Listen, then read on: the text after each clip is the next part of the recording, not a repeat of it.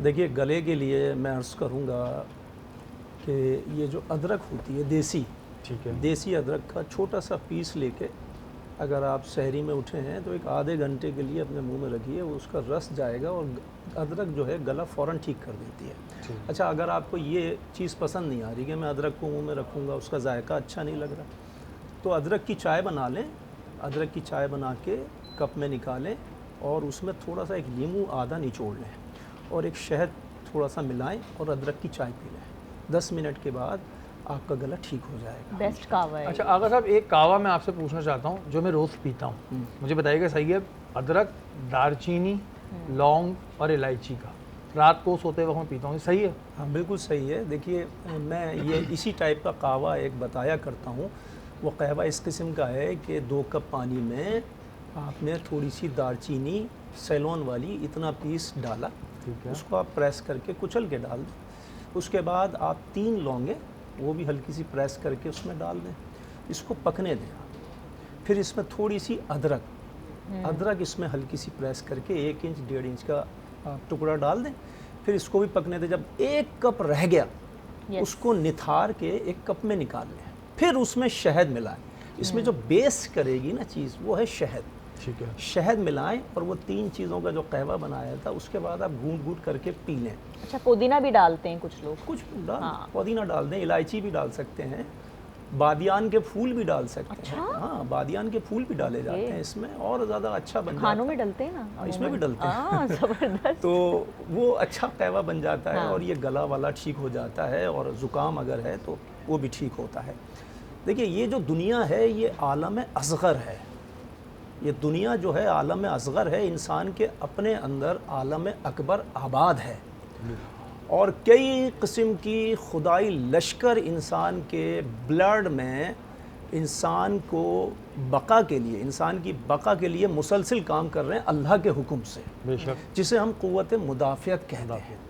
अब रोज़मर्रा की ग़िज़ा में रोज़मर्रा हम ऐसी जगहों से कूड़ा करकट से गुज़रते हैं, उसको जरासीम हमारे सांस के ज़रिए से अंदर जाते हैं, ग़िज़ा के ज़रिए से अंदर जाते हैं। वही फ़ौजें, वही लश्कर जो हमारे ब्लड में अल्लाह ने मुतय्यन की हैं कि हमारी हिफाजत के लिए, तो हमारे लिए लड़ती रहती हैं। उन क़ुव्वत मुदाफ़ियत को आप उरूज बख्शें।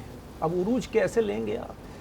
कलौंजी का इस्तेमाल, मेरे पाक नबी सल्लल्लाहु अलैहि वसल्लम ने फरमाया कि कलौंजी में मौत के अलावा हर बीमारी का इलाज है। अच्छा, अब एक सवाल आपका बड़ा मुझे पसंद आया था कि कलौंजी को किस टाइम खाया जाए। बिल्कुल, तो उस और दिन कितनी मिक़दार में उस दिन बात रह गई थी और वक्फ़ा आ गया था। देखिए, कलौंजी को रात के आखिरी पहर में लिया जाए। अब रात का आखिरी पहर कौन सा है? जैसे एक तो फ़जर सादिक़ होती है, यानी कि फ़जर का वक्त 5 बजे हो रहा है, लेकिन उससे पहले एक तुलुए फ़जर होती है, यानी कि आधा पौन घंटा पहले होती है। अब वो जो 4 बजे तक का वक्त है वो रात का आखिरी पहर कहलाएगा और रात के आखिरी पहर में एक तेज़ाब अल्लाह इस मैदे में भेजता है, उसकी कुदरत का एक निज़ाम है। वो सबसे अच्छी तेज़ाब होती है, जो दिन भर का जो आपका खाना हज़म होना है वो उसी के ज़रिए से हज़म होता है। अब अगर आप उस टाइम पे 7 दाने, अगर गर्मी है तो 7 दाने, अगर मौसम मोतदिल है तो 14 दाने, अगर सर्दियां हैं तो 21 दाने कलौंजी लीजिए, बिस्मिल्लाहिर्रहमानिर्रहीम या शाफ़ी या काफ़ी कह के फाँक लीजिए। उसके बाद 2 घूंट पानी पी लीजिए। अब वो जो तेज़ाब उस वक्त आखिरी पहर में अल्लाह बनाता है कि दिन भर आपका खाना हज़म होना उस तेज़ाब के ज़रिए से, उस तेज़ाब के साथ मिलके वो जो कलौंजी है आपकी इम्यूनिटी को स्ट्रॉन्ग कर देती है, क़ुव्वत मुदाफ़ियत को उरूज बख्शती है। अब आप दिन भर वो जो बीमारियां आती हैं, मतलब वायरल इन्फेक्शंस फैले होते हैं, उन सब से महफूज रहते हैं। और ये जो कलौंजी है, अगर आप रोज़ाना इसका इस्तेमाल करेंगे तो जो मौसम के अंदर बीमारियां आती हैं, नज़ला ज़ुकाम बुखार और भी कई किस्म के होते हैं, जैसे कि क़ुव्वत मुदाफ़ियत की कमी की वजह से डॉक्टर साहब अर्ज़ कर रहे थे कि ब्लड प्रेशर बढ़ जाता है, दिल की बीमारियां बहुत अटैक करती हैं। जितनी भी बीमारियां हैं, बड़ी बड़ी बीमारियां, वो दूर हो जाती हैं। और रसूल खुदा का फरमान ज़ीशान है कि अगर आप हफ्ते में नहीं महीने में 3 बार शहद सुबह निहार मुँह खा लेंगे तो आपको ज़िंदगी में बड़ी बीमारियां नहीं आएंगी। ज़िंदगी में बड़ी बीमारियों से क्या मुराद है?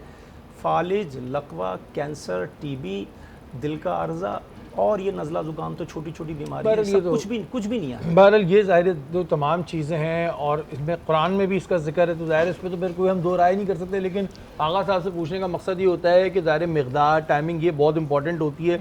ये नहीं कि आप किसी भी टाइम जो है वो शुरू कर लें।